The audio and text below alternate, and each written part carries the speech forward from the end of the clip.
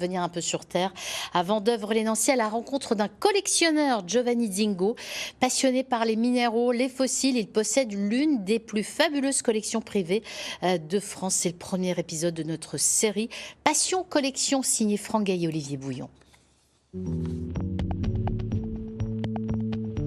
Une vie entière focalisée sur les cailloux, c'est l'histoire de Giovanni, ou comment un jeune orphelin qui traînait dans les rues de Naples dans les années 50 est devenu, à force de travail et de passion, un brillant expert en minéralogie. Mon rêve, c'était à l'époque d'avoir une grande collection. Les premières choses que j'ai fait, c'était les gravières. Quand il pleuvait, tous les cailloux ils sont beaux. Chaque caillou il a sa couleur.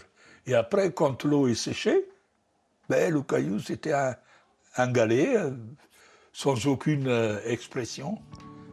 Aujourd'hui, Giovanni possède une collection inestimable de minéraux et fossiles. Des dizaines de milliers de pièces rares collectées à travers le monde. Pour sa chasse au trésor, l'homme s'est fait plongeur, alpiniste, spéléologue. Il a aussi multiplié les métiers et a surtout beaucoup étudié. J'ai fait carrément des études de minéralogie en Allemagne. J'ai étudié l'allemand, je faisais correspondance commerciale étrangère. J'ai travaillé sans arrêt parce que ça me plaisait.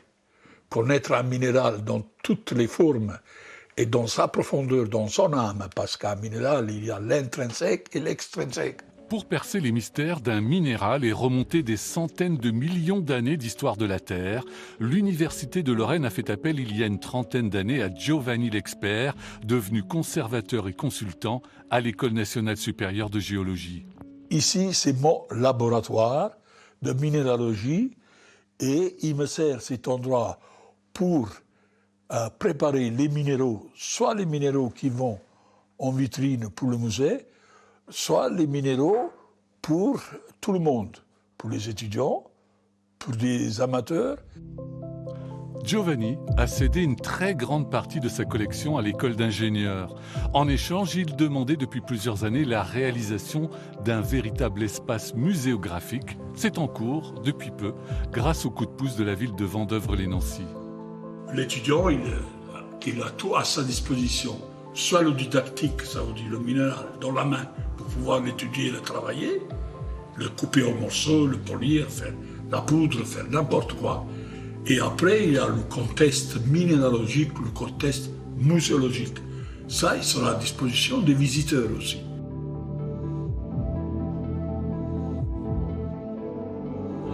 Je les appelle mes petites, mes petits. À chaque pièce, je peux raconter une histoire. Adopté par les Alsaciens dans les années 60, émigré en Lorraine 20 ans plus tard, Don Giovanni veut rendre désormais à la collectivité ce qu'elle lui a donné. Je n'ai aucun bandit, aucun renégat comme ami. J'ai que des personnes meilleures que moi. Et je les apprécie beaucoup parce que c'est eux qui m'ont créé, c'est eux qui m'ont fait.